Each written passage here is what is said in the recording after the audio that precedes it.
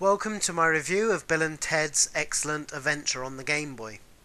This is a brilliant movie adaptation of the films Bill and Ted's Excellent Adventure and its sequel Bogus Journey, which both made Keanu Reeves a star. Released in 1991 by LJN and developed by Beam Software, a brilliant developer veteran better known by their original name of Melbourne House, who back in the day gave such wonders as The Hobbit text adventure and The Way of the Exploding Fist. The story of the game, according to the box, is that Denomolos has hatched another plan to alter history in his favour. He has stolen special orbs called time fragments and scattered them all across time. Now Bill and Ted must travel through time to retrieve the time fragments to prevent the future from altering.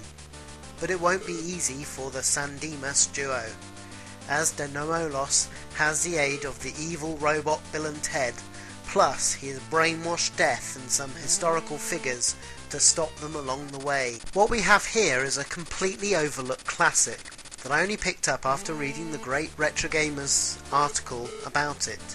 I think it was called Games You Must Play That You Won't Have Heard Of. From that point onwards I was hooked. You see, this takes all that was great from Chucky Egg and just runs with it, multiplying it tenfold, and stuffing each screen with a delicious concoction of imaginative levels and beasties, meaning that no matter how frustrating the game gets, you will always just want one more go to see what the next screen or period of time you'll encounter next. And let me warn you now, this game is quite a challenge, with some of the later levels unfortunately relying on the trial and error approach to them, with you having to collect time fragments in a particular order, else you can't complete the level. Nevertheless, if you enjoy a challenge, and particularly if you're running it through an emulator and so you can save regularly, you won't find the latter levels too bad. This game has absolutely tons of levels, with it having 10 worlds for you to thwart.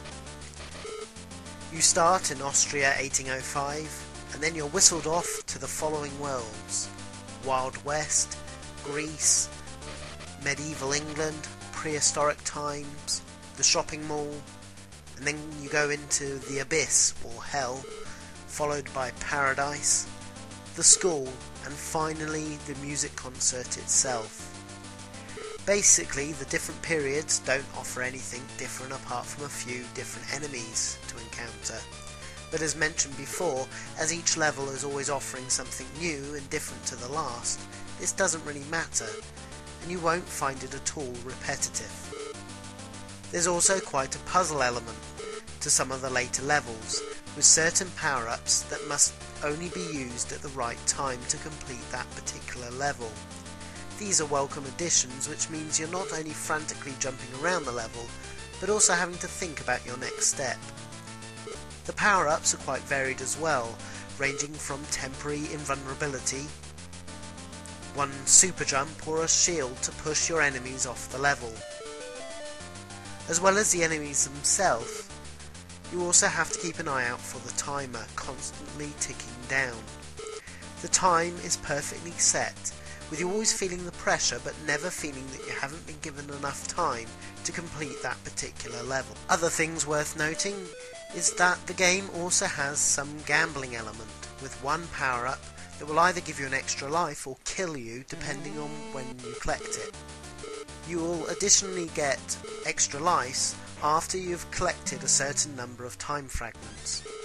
Overall, this is a great little title and well worth tracking down, especially if you're a huge fan of the classic game Chucky Egg and want an additional challenge along the same theme.